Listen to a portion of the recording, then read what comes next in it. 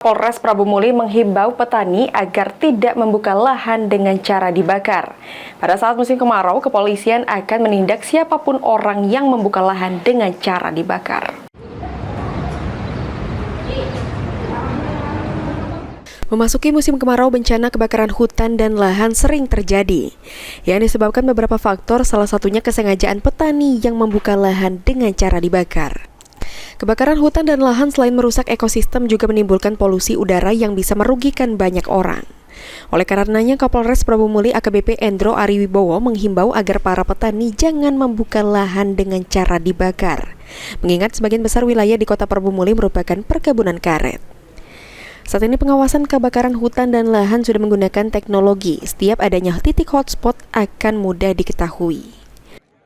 Seluruh masyarakat, ya baik itu korporasi maupun masyarakat petani untuk tidak membakar lahan. Di mana sekarang pengawasannya sudah menggunakan teknologi, di mana setiap ada titik hotspot setiap hari akan di foto satelit, ya ada 3 kalau nggak salah, foto satelit, dan akan diciptakan dan disampaikan kepada semua polres-polres jajaran.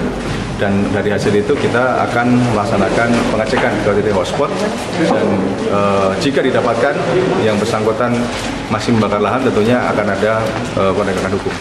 Tersangka pembakaran hutan dan lahan dapat dikenakan pidana dengan melanggar Undang-Undang Pasal 78 Ayat 3 Nomor 41 Tahun 1999 tentang kehutanan dengan ancaman hukuman paling lama 15 tahun penjara.